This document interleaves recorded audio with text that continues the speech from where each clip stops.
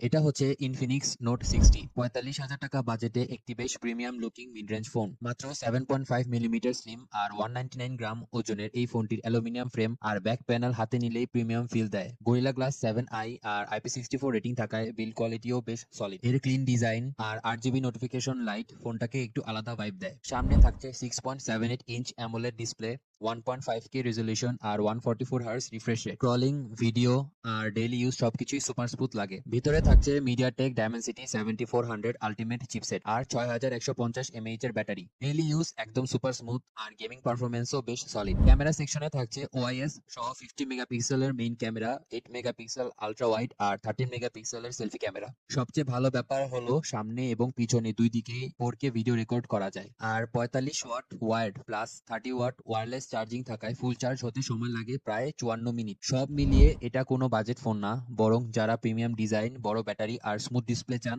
তাদের জন্য বেশ ইন্টারেস্টিং মিড রেঞ্জ অপশন। যারা অলরেডি ফোনটা ইউজ করছেন, এক্সপিরিয়েন্স কেমন কমেন্ট করে আমাদেরকে